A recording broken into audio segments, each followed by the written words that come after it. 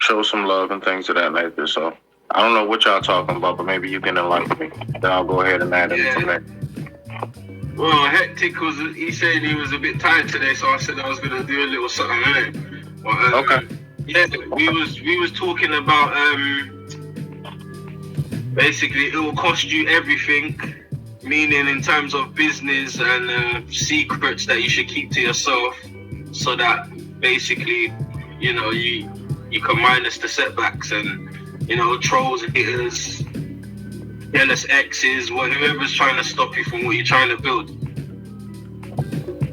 So you're speaking about like haters trying to block your shine, in a sense, is what you're saying? Basically.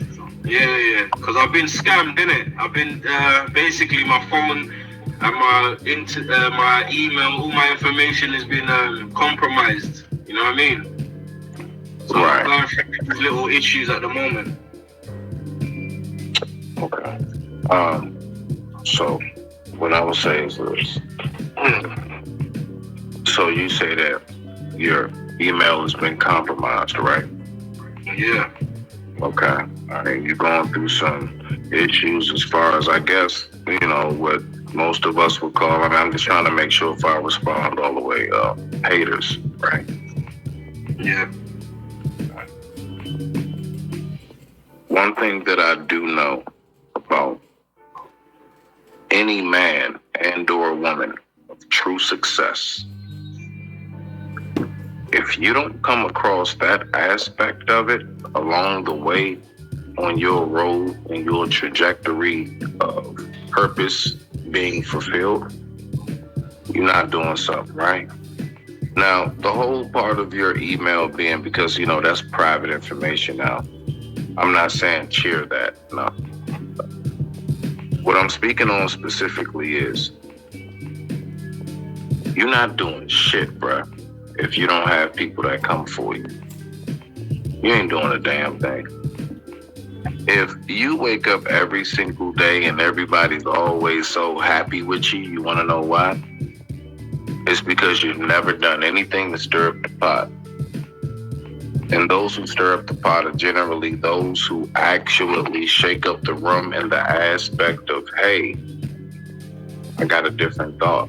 I have a different outlook, mindset, and purpose. So but I was going to say, what if it's like, because I'm not really talking about in general, the general public. I mean, right. Like, it's normally the closest to you, right? Okay. So, closest to you. Right. Yeah, and then it becomes complicated, doesn't it? Because these are people that you're always going to be around. And well, see, that's when it goes to it. Right? Yeah, it goes into a more spiritual message there. So, right. That's all. That's all right. So, honestly, that's something truly for the believers. And I'm not talking about no specific book or any prayer tactic, specifically just those who do believe. The fact is, once again, like I said, when you're doing something the proper way, I promise you now, what I said as far as the haters coming, if you look at that in only the physical form, then you will always kind of shake your head and or be frustrated with why that part of the process takes place. When you actually are in tune in some form of fashion with the nether realm of this whole thing, I promise you, you will see when you are in a proper direction, you will have all kind of entities and forces and everything that will do everything from even blow the wind in a different direction to try to distract you. If you look at everything, let me just finish and land it. If you look at everything in this life strictly in a physical sense, that's how you get tricked and bamboozled. That's all that I'm saying. It is not to make anybody go. I fully understand, but do you know the funniest thing about all this, bro? Do you know how I figured this all out? My intuition. Ain't no one told me nothing. Yeah. And see, but look at what you just said. Your intuition. See, you need to recognize something. Yeah, that's what us as humans, as people in this physical 3D form, that's what we would call that spiritual intuition, right? That spiritual innate aspect of being able to recognize what exactly is taking place. Do you really think that your body feels pain specifically only because it's nerve endings and tendons? No. That is something much like you have to really think to yourself, what really keeps your heart beating every day you wake up? Like, really think about it. Like, I'm trying to think about that one. I don't know. So so when you really think about these things, and when you are able to take yourself out of that just like soul aspect of just the physical. Again, now I want you to pay attention. I'm not mentioning nothing from no book or anything. I'm just speaking on what is organic. Yeah. What is directly in front of us, all right? So we can just go with that, right? Yeah. When you look at it strictly physical, you will always be bamboozled. There are some things you're just going to have to be able to have. That's why I say Smitty third eye open. It's not just to sound cool. It is a real thing. You have to know how to look at life through that X-ray within yourself. But I digress. My mic is muted. Yeah, no, I hear what you said, bro. What was that, Rex? Oh, it's me. Can I ask you a question? Anything, Cyrax. You know you fam. Anything. Oh, okay, let me see if I get this correct. You're saying that if we have so much problems in our life, you're saying that that's because we are not because we're not walking. How should I say this? We're not moving in the right direction.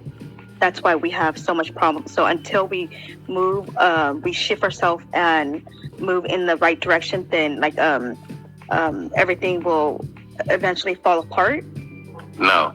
Okay. Actually, for me to say that is for me to say that, think about it. For me to say the way you're walking in life is the reason why you have problems is for me to actually insinuate that I have the answers for no problems to occur in your life, which is impossible because a problem is always going to happen. Yeah. No. The thing that I speak about the most is how to either one, prevent as opposed to try to cure, and then two, how to maneuver and pivot your way through what takes place. The fact is, problems are going to happen, Cyrax. There's nothing we can do about it because this life period is imperfected. So I would never even begin to insinuate that. No, just strictly, specifically, when things do occur, how does your mind operate and process? Do you go into panic mode or are you able to go into the mode of discernment? But I digress. My mic is muted. I learned to dance in the rain, me. So I don't know. I smile regardless, man, and keep it moving. That's what I do. That is a man that is moving in the sense of what's best for your peace and state of mind. So that is generally like an automatic organic default that most people would go to.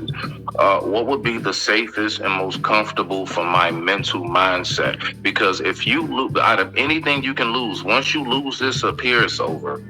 So that is something that's organic and something natural that most people would do. So there's no fault in that whatsoever. Rock out.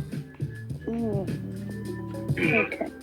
Yeah, it's true. But you end up losing a lot. And then you have to rebuild, and you have to rebuild again, and you have to rebuild. You know what I mean? These things is it builds your tolerance. That's where the headspace comes in. The one who is already, listen, when you know about the prevention, right? So in order for me to prevent being stressed out about losing, I must already equip myself with the mentality that things will be lost along the way. There will be casualties. Guess what? So when that happens, I already knew so. So I'm not really, I never fooled myself into thinking that it's going to be perfect the entire way along the way. I never fooled myself. I never tricked myself into believing otherwise. I always knew that there will be casualties. There will be some sleepless nights. There will be some loss of friends. There will be some loss of lives. There will be some loss of my peace and my sanity and everything else. But what am I doing it for? Now, the trajectory of the purpose in which I'm aiming for is going to be, if I can just get there, everything that I know I was going to lose along the way is well worth it.